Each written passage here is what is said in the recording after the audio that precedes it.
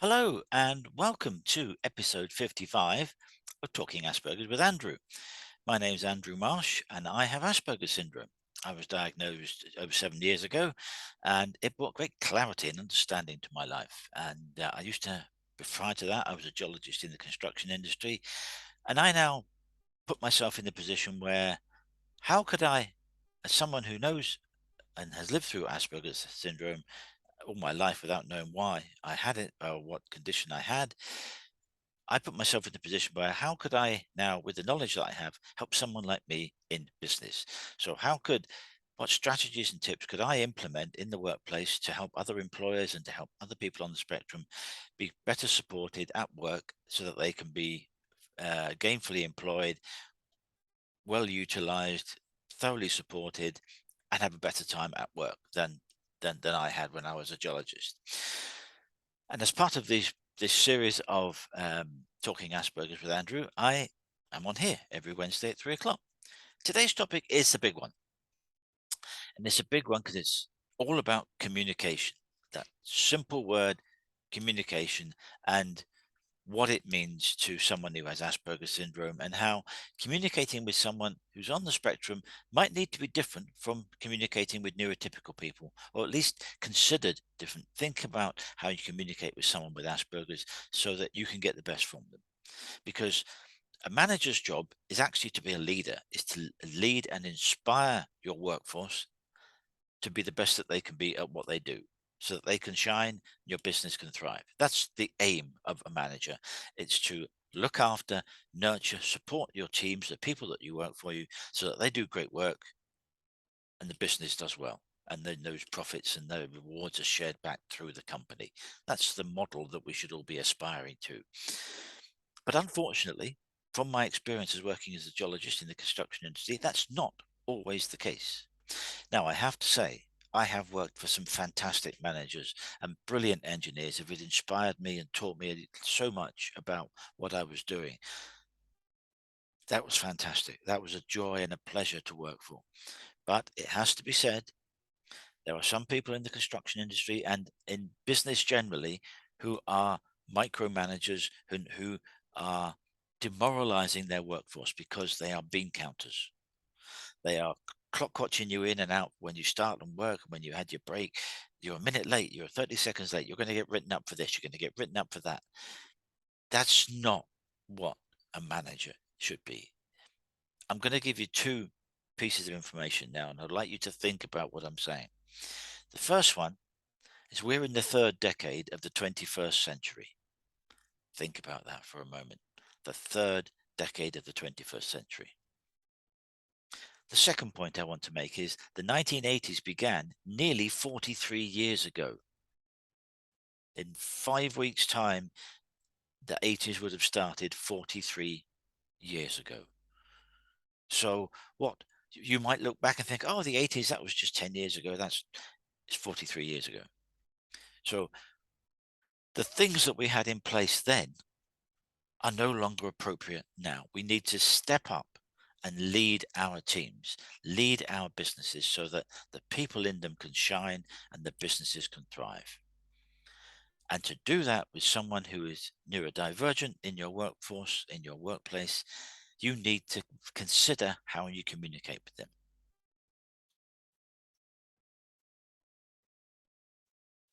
Many people on the spectrum are very visual. So, for example, let's take a simple communication of an email going around the office from the boss saying, this is a task that we've been allocated from further up the chain of command in the business. This is what I want you to do. And he sends out an email. It's 15 pages long. Screeds and screeds of text. Just 15 pages.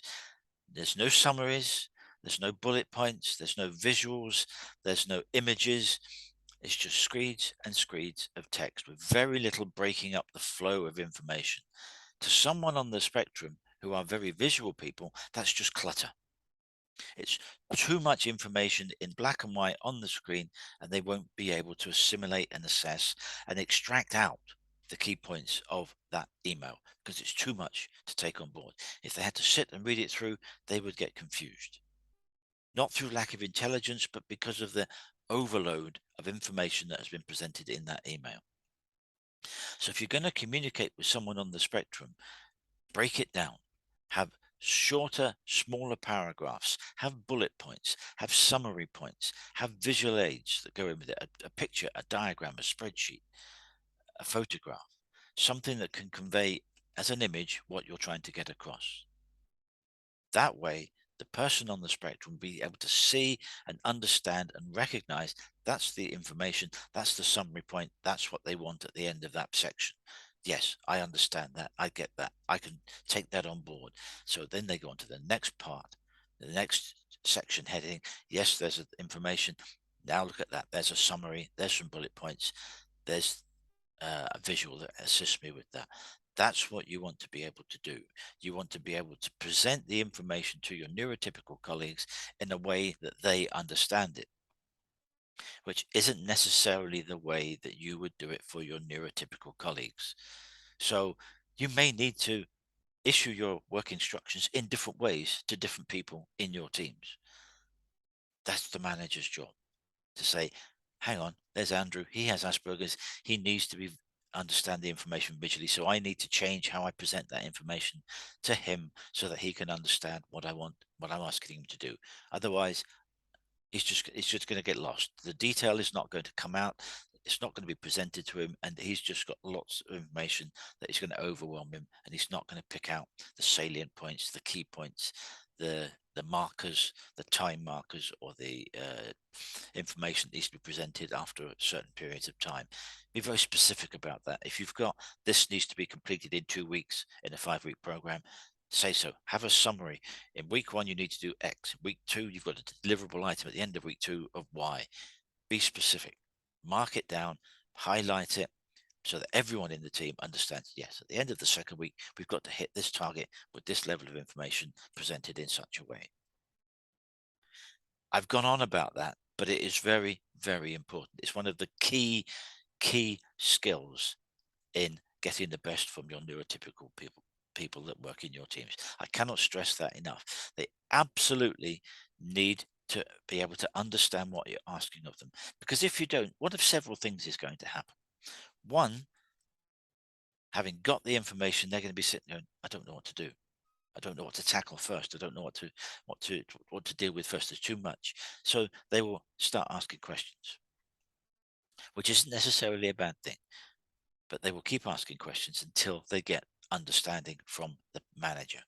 And they will keep asking questions and keep asking to the point where the manager is thinking, "Wait, I've just told you what I want." You might have told, but you haven't shown. Difference between telling and showing. They need to see what it is you want them to do. One of the other things that might happen is they'll go off and they think what you've asked them to do, and they'll go and do that. So that when you give it back to them, when it comes back to you a week or two later, you go, "What's this? This isn't what I asked for." If you haven't been clear in what you want them to do in a way that they understand it, you might get back something that isn't what you wanted. And then you've got a problem. It's 4 o'clock on Friday and the thing's got to go out the door in an hour's time. And you've got a problem. And it's your problem as well as the team. You can't just say, "That's not right, go and fix it." They won't know how to fix it because you haven't told them. You haven't been specific enough. So I'm going to use 3 words that I use with employers when I go through how to communicate with someone who has Asperger's or autism or neurotypical. Be clear, be specific, be precise. Absolutely nail to the wall what it is you are asking your teams to do. Be very, very clear. Don't give any ambiguity, because if you put ambiguity out in your instructions, you're not going to get back what you want, or it'll be lucky if you get back what you want. And you can't rely on luck. You're a business, you're a business manager, or you're an employer. You have to nail to the wall what it is you want from your staff, from your teams, from your departments. And that means being clear, specific, and precise. If you do that and you present it in a way that the neurodivergent person, the person with autism or Asperger's, understands, you're much more likely to have someone in your team who knows what they're doing, is comfortable in what they're doing, can take ownership of what they're doing, and will go about setting out doing that task in the right way so that you get what you want at the end of the program of work that's being done. One of the other things that is in my 7 steps program on how to manage people with Asperger's syndrome in the workplace is checking in points. This is a very good one, very good communication tool. Checking in points. Let's suppose, for example, you're giving a neurodivergent person, someone with Asperger's syndrome, a piece of work that is taking 2 weeks to do. So you brief them on Monday morning at 10 o'clock with a cup of tea. And I've gone through the brief before, so there's a video on that. So please look back through the videos on the brief and clarity of instructions video. And you want to check in. So your first checking in point, if you've given your instructions at 10 o'clock on Monday morning, your first checking in point should be 11 o'clock, just before lunchtime on Tuesday, by which time the person with autism or Asperger's has had a chance to read through what you've got, understand the brief that you've given him, had any questions that they want to ask you, attended to, and got clarity from that. And they will start to formulate their own view of what it is you want them to do, how they're going to plan it, how they're going to schedule it, which ones they're going to tackle first, and so on. So they will start to put their own little list together, their own strategy of going to do this, then this, present with that, this, then this, present with that, and so on. So if you have your check-in point before lunchtime on the second day, you will see how they're getting on. You will get an understanding of whether, yep, they're going about it in the right way. That's what I was hoping that they would come up with. Or, oh, hang on a minute, that's not quite what I'm looking for. You're early on in the 2-week program. You can time to adjust. You can explain a little better. If you hadn't been so clear beforehand, you can explain a little better what it is you wanted them to do and guide them on where you want them to go and what you want them to tackle first, second, and third, and so on. Go through their checklist that they've come up with them. Say, yeah, that's good, that's good. Maybe let's move this point to the top rather than at the bottom of 3, and have that discussion then before lunchtime on the second day. And then have another check-in point, say, before lunchtime on Friday. Because by then I've got into the swing of it. We're getting towards halfway point in the program. Then I've got an understanding that have developed. If they haven't come to you with any questions, you should see that as a good sign, unless you're not sure about what you've asked, in which case not having questions asked within those 3 days might be thinking, are they really on track? That's where you have your second check-in point before lunchtime on the Friday. See how they're going. Get them to do a mini presentation without calling it a mini presentation. Say, just can you summarize where you are at with what you're doing? And let's go through it. Do that with a cup of tea, cup of coffee, so that you give them the confidence to be able to talk about what they've done and develop their own strategies on the task that you've allocated for them.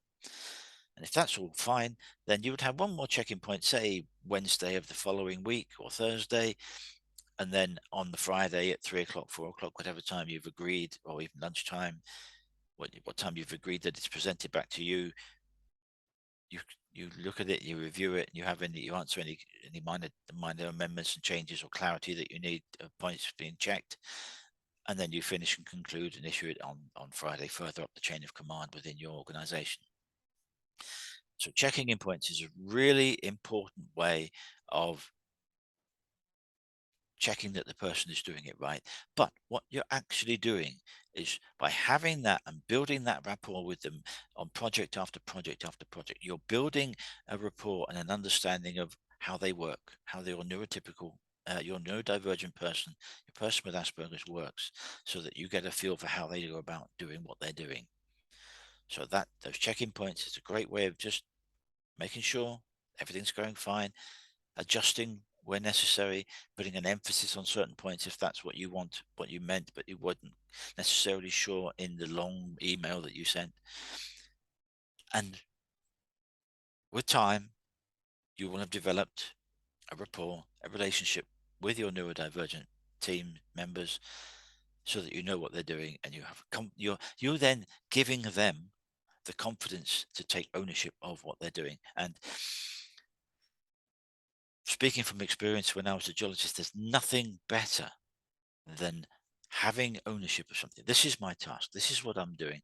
I've got to deliver this 5 o'clock on Friday, or whatever your program says that you're to deliver by, you take ownership, you take pride in what you're doing.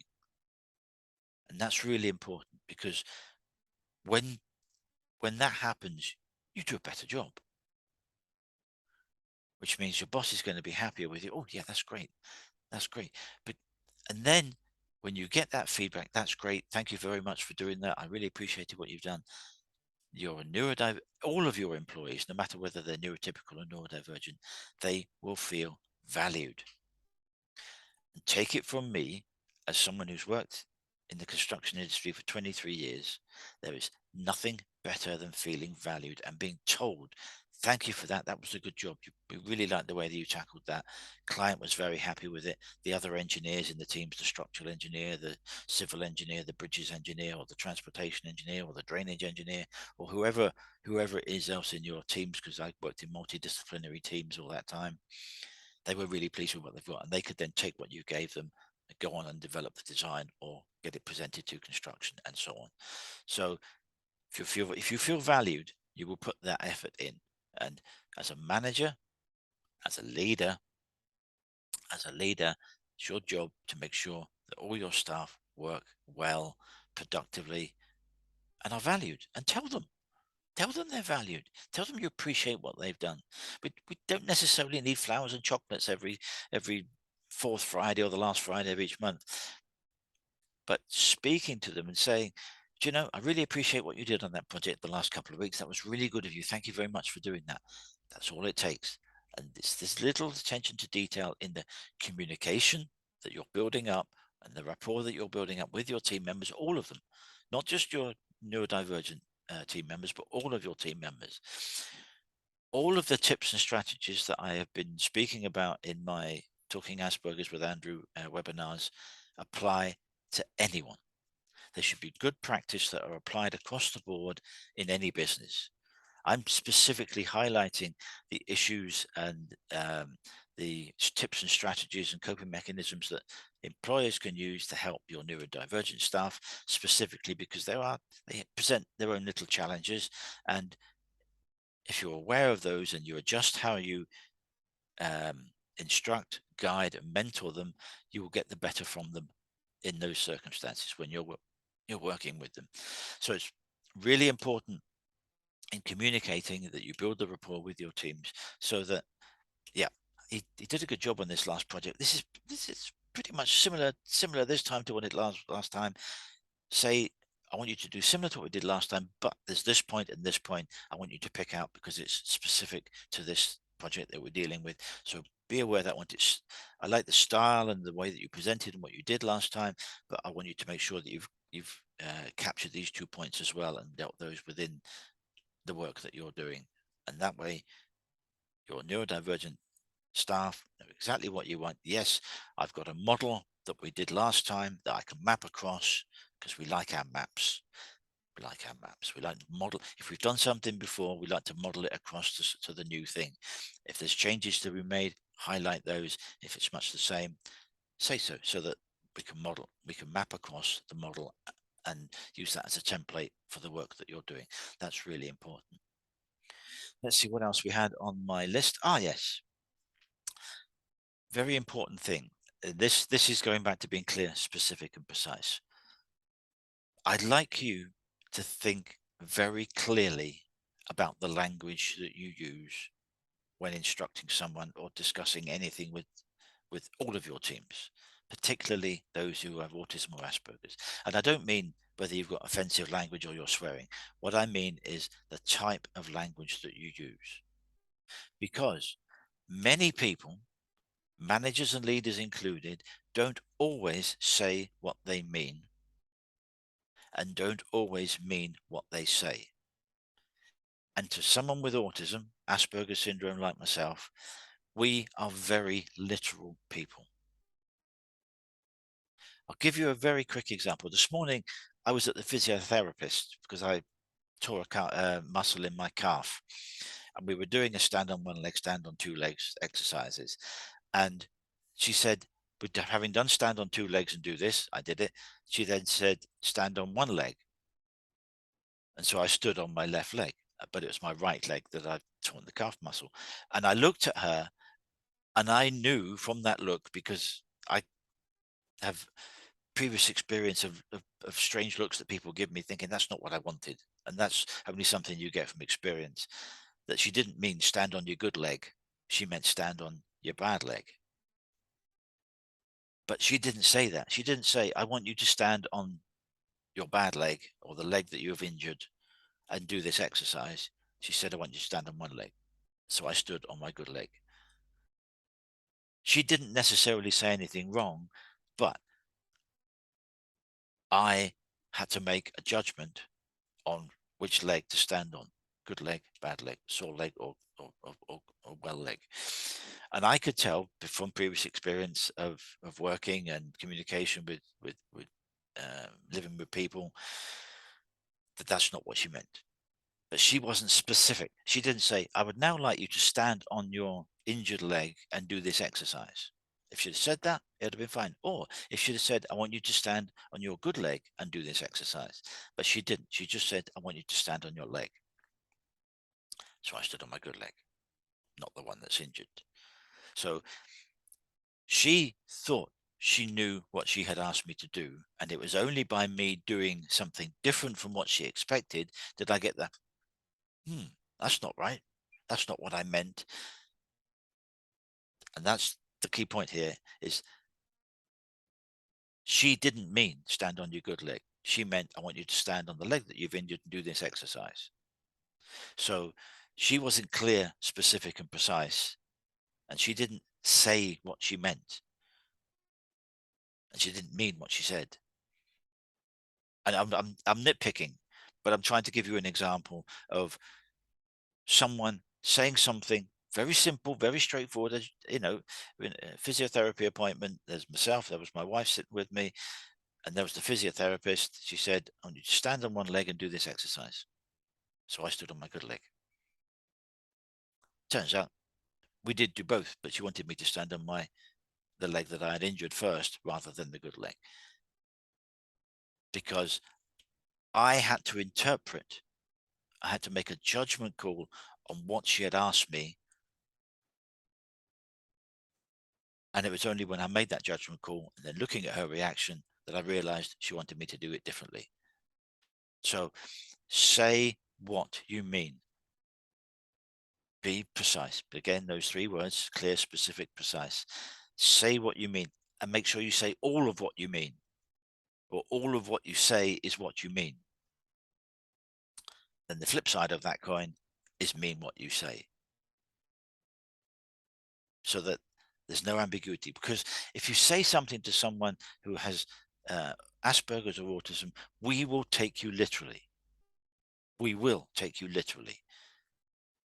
And that taking you literally is not because we're trying to challenge you or do something wrong. We have made a snap decision based on what you've said and done this. That's what you said, or that's what I got from what you said. That's what I did. And we only know when we're not doing what someone has asked, when they say, oh, that wasn't what I wanted. And they get defensive. That wasn't what I wanted. Well, that's not what you said. Oh, wait, that's what I meant. See what I mean? You see how the little gremlin, the little circuit of gremlins can go round. That's not what I meant. That's not what I said. That's what I meant. All because the initial instruction wasn't clear enough. It wasn't, Andrew, stand on your injured leg and do this exercise. That would have been perfect. I'm not blaming the physiotherapist. It was just a very simple thing. It's a rudimentary thing that happened. We fixed it by standing on the other leg and doing the exercise. But what I'm trying to demonstrate is, in something as simple as stand on your leg and do this exercise, I didn't do what she expected me to do, what the physiotherapist expected me to do. And it was only in the realization that I did something different, I stood on my good leg rather than the one that was sore, that she realized that I'd still done the exercise, but on the wrong leg. And I looked at her and went, she wanted me to do it on the other leg. Very simple example. But if you escalate that to a task that you're giving someone with Asperger's syndrome in your business, and you say, go and do this, they will do that. They will form an opinion on what you've said, and they will go and do that. Not to challenge you, not to deliberately do it wrong so that you get cross. We don't want that. We don't want someone coming across, you've done that wrong. What are you doing that for? We don't like aggravation. We don't like conflict. We really don't like conflict because it can really agitate us to get, and because that will then get our backs up. No one likes to be in a conflict situation. Well, few people like to be in a conflict situation. So being autistic, having Asperger's, we will form an opinion on what you've said, and we will go and do that. If we think there's far too much ambiguity, we'll say, hang on, what did you mean by that? Can you clarify what you meant? And we'll have that discussion on good leg, sore leg, or whatever the situation is in your circumstances. And you go, well, I thought I made myself clear. Well, actually, you're not, because of this, this, and this. And the person who's then asked you what to do, and you go, how did you get those three options from what I just said? That's when this blank looks go back and forth at each other. How did you get those three options from what I just said? It's obvious I wanted you to do that. No, it wasn't. Wasn't obvious to me. I got three different answers straight away, three different options straight away. If I thought about it for a few more seconds, I might have got another three or four. So the instruction has to be clear, specific, and precise. And in doing so, be very sure that you mean what you say, and that you say what you mean. If you can do that, your neurodivergent staff, your autistic staff, your person with Asperger's is going to be more confident that they understand what you've asked them to do. And they will then go about going to do that. They will get back to their desk. Right, got this thing to do. I know what I've been asked to do. I'm going to do it. I'm going to sit down, formulate my plan, because they will probably get a plan. They will probably get an A3 or A4 sheet of paper and do a mind map, basically, an information dump, and then they'll start to connect the dots with highlighter pens in different colors, and so that they will then extract out, this needs to go first, this needs to go second, and so on. So that's what they would tend to do. So if they've got clear instructions, they will get a clear mind map.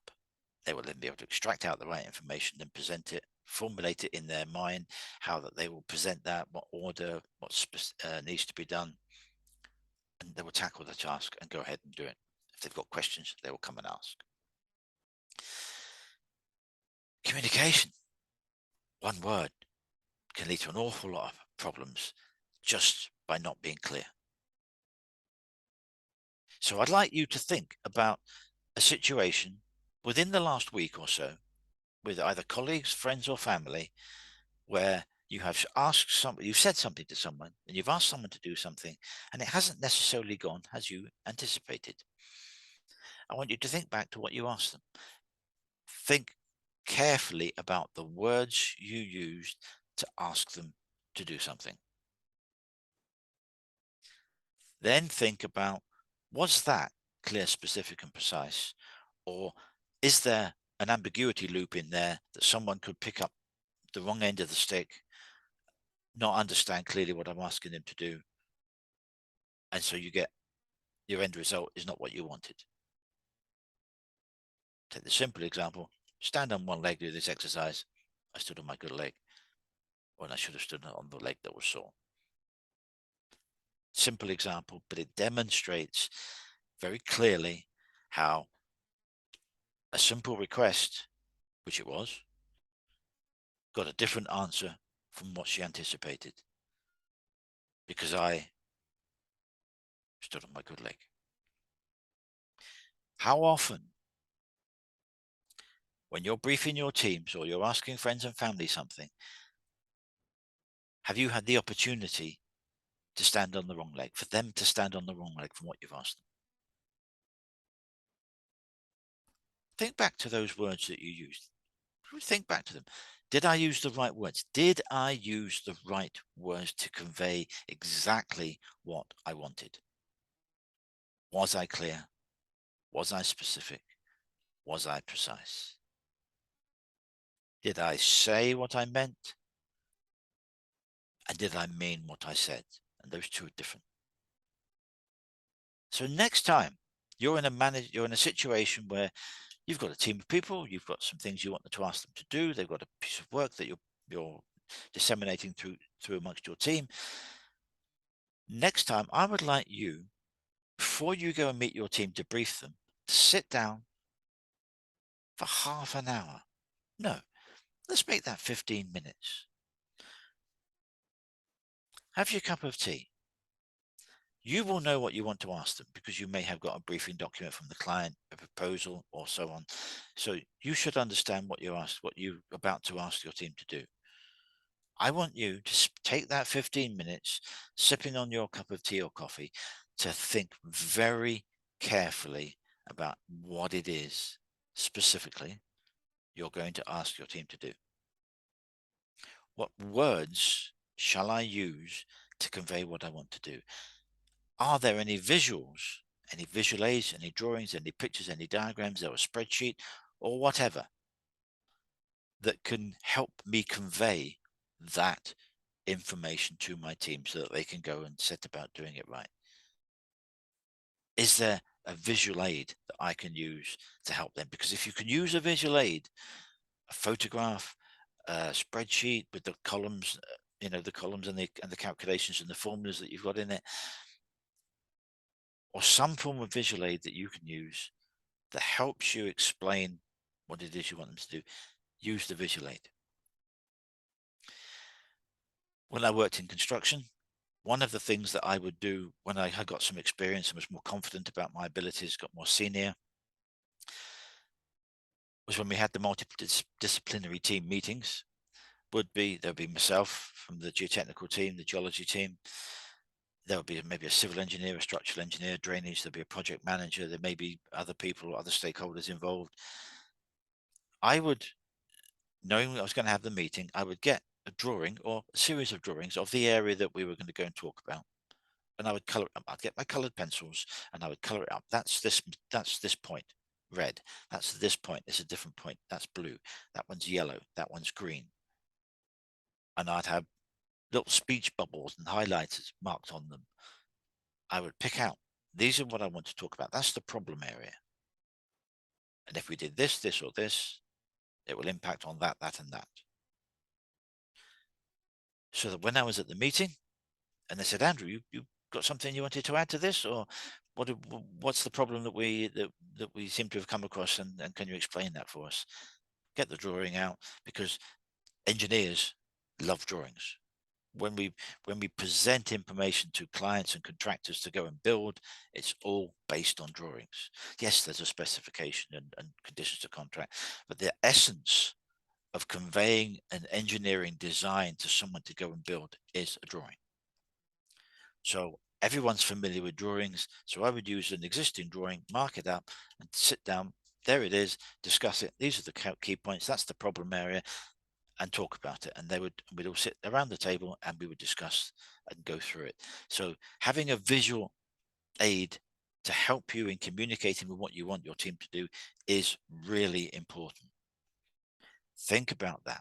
Next time you're asking your teams, they don't have to be neurodivergent. Next time you're asking any of your teams to do something, think about, in that 15 minutes I've asked you to take, think about, is there a visual aid I can use to help me explain what I want them to do? And if there is, make it, do it. Get a photograph and put highlighter pens or put arrows, have a photograph in the middle of a sheet of A3 paper and have little arrows coming across to different points with different colored highlighter pens on it. Doesn't have to be immaculate. If a simple photograph with some highlighter pens pointing to different areas coming down to the picture can convey what you want to do, then do that. Because the people that you're working for may be visual, particularly the neurodivergent people, and they will go, ah, I get it now. I understand. So as a leader, as a business, your job is to convey to your teams exactly what you want them to do in a way that they understand, not necessarily the way that you understand, but the way that they understand the instructions you're giving them. And that means that for some people, you may need to instruct them differently. Some people might be quite happy with the 15-page email and they can go off and do it and without any problem whatsoever. But there might be people in your team who can't cope with a 15-page email and they want bullet points, want visuals, they want a summary, they want a checklist. We love checklists.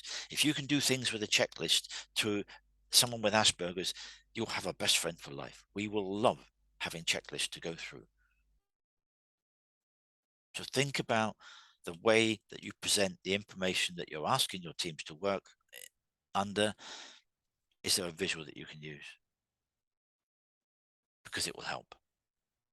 And your job is to help your teams do their work, not to micromanage them, not to clock them. Oh, you were a minute back from your break. Oh, I'm going to dock you for that. I'm going to write you up for that. Please, please don't do that. That wasn't the right thing to do in the 60s and 70s. We're a long way. We're 60 years beyond that now. Let's trust our staff to put in the work, put in the hours, put in the effort. And if you support them in the right way, in the right environment, you'll get the best from them. You will not get the best from your employees if you're standing there with a clipboard and a stopwatch saying, oh, you're a minute late coming back from your break. I can guarantee you that will demoralize them and people will start leaving. And the good people will leave first. So please don't do that. Please don't stopwatch them. Don't clock them. Please don't do that. Support them. Say, how can I help you do your job better? What can I do? What can we, the business, do? Help you do your job better. And if that means they need training on the new computer software, send them on the training. Because if the computer software can save them 3 days out of a week, that's an investment worth doing. But don't just say to them, oh, there's something on the computer over in the corner there. Go and fathom out how to make it work and go and do it. That's not how to help your teams. You're just going to overwhelm someone. What am I supposed to do with that? And they've got a manual that's 2 lever arch folders. If you're going to ask someone to use a computer program and software, train them in how to do it first. That's an investment worth taking. I've gone on about communication because it is one of the key topics in managing people with Asperger's syndrome at the workplace. And from my own personal experience of working in construction, I've seen how to get it right. I have also seen how to get it wrong. And trust me, it's horrible when you've got it wrong. And when you've got a manager, not a leader, who's just interested in clock watching and wanting it done, just go ahead and do it. I don't care, just do it. And I've had people tell me that. I don't care, just do it. Where's the inspiration? Where's the desire to want to work for someone like that who's not inspiring you to deliver good work? There isn't any. Your job is to communicate effectively, be clear, be specific, be precise to all of your teams, all of the people in your teams, so that you support each and every one of them in the way that works best for them. And if that means you need to do it 3 or 4 or 5 times in different ways for your 3 or 4 or 5 different people in your teams, then that's what you do. That's what you do. That's a leader. We need leaders in the 3rd decade of the 21st century. Be a leader. If you'd like to know more about how to be a leader and how to manage people with autism or an Asperger syndrome in the workplace, please get in touch. You can get me on my website, which is right over my shoulder there, aspergersmatters.com. You can get me on my email, which is andrew@aspergersmatters.com. Or if you're on LinkedIn, you can get me at Andrew F. Marsh on LinkedIn. And I'd love to have a consultation with you, a free consultation, no obligation, to see how I can help you manage people with Asperger's in the workplace. Or if you are on the spectrum and you're having difficulties at work, or you're just starting to go into the workplace. You just either thinking about going to college, university, or you've just come out and you want to know how to present yourself to the workplace and how to help with preparing your CV and your strengths and interview technique and how to what you can do to help yourself in the workplace, I'd happily talk to you. Be delighted to talk to you and help you out. Be my pleasure to do so. So that is all we have time for today on Talking Asperger's with Andrew. Thank you very much for your time and for joining me. And look out on Friday afternoon for the LinkedIn post on what next week's topic will be. But until then, thank you very much for joining me. And don't forget to look back through the previous 54 weeks of webinars on my YouTube channel, because there's lots of handy tips and useful information on 54 weeks worth of topics. And there's a lot of information there. Please feel free to use it. It's there. It's on my YouTube channel. And if you've got any questions, please get in touch. But until then, thank you for your time. See you again next week. Goodbye.